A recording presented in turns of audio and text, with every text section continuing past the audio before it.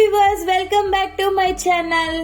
Today నేను చేస్తున్న recipe ఏమిటంటే పెప్పర్ రైస్ చేస్తున్నానండి. దీనికి కావాల్సిన ఇంగ్రీడియంట్స్ వచ్చి ఆవాలు హాఫ్ టేబుల్ స్పూన్ దాకా తీసుకున్నాను, హాఫ్ టేబుల్ స్పూన్ జీరా, హాఫ్ టేబుల్ స్పూన్ దాకా ఉద్ది బ్యాళ్ళు తీసుకున్నాను, హాఫ్ టేబుల్ స్పూన్ దాకా శనగ బ్యాళ్ళు తీసుకున్నాను, 10 నుంచి 15 వెల్లుల్లి రెబ్బలు తీసుకున్నాను, కర్రీ లీవ్స్ 2 రెమ్మలు తీసుకున్నానండి, రుచికి సరిపడేంత salt, half table spoon pepper,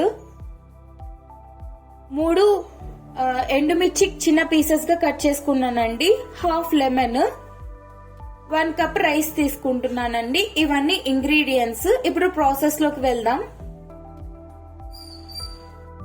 stove on చేసి పాన్ పెట్టుకున్నానండి.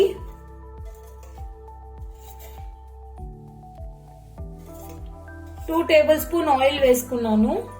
ఇప్పుడు ఆయిల్ బాగా వేడైందండి. ఇప్పుడు ఆవాలు హాఫ్ టేబుల్ స్పూన్, జీరా హాఫ్ టేబుల్ స్పూన్,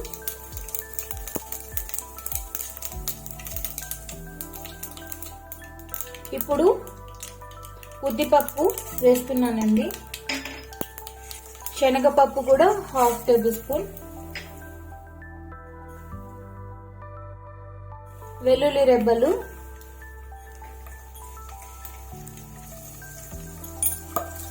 అలాగే ఇప్పుడు కర్రీ లీవ్స్ యాడ్ చేసుకున్నామండి.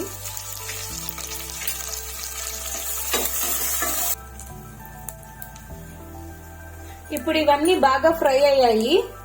ఇప్పుడు క్రష్ చేసుకున్న పెప్పర్ ని వేసుకుంటున్నానండి, అలానే ఎండుమిర్చి కూడా.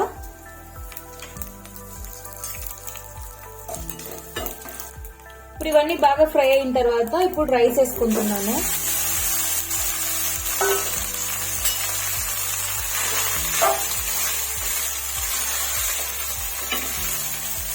ఇప్పుడు ఈ విధంగా అంతా మొత్తం బాగా కలుపుకోవాలి. ఇప్పుడు రుచికి సరిపడేంత సాల్ట్,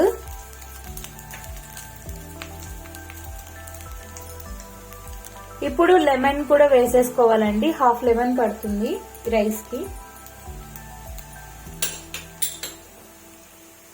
ఈ విధంగా మొత్తం అంతా నీట్ గా కలిపేసుకోవాలండి. ఇప్పుడు ఈ విధంగా అంతా కలిపేసుకొని ఒక సర్వింగ్ బౌల్లోకి తీసుకుందామండి పెప్పర్ రైస్. సూపర్ గా ఉందండి పెప్పర్ రైస్. తప్పకుండా మీరు ట్రై చేయండి. నేను చేసిన పెప్పర్ రైస్ మీకు నచ్చినట్టయితే లైక్ చేయండి, షేర్ చేయండి, సబ్స్క్రైబ్ చేయండి. తప్పకుండా బెల్ ఐకాన్ని క్లిక్ చేయడం మర్చిపోకండి. Thank you for watching video.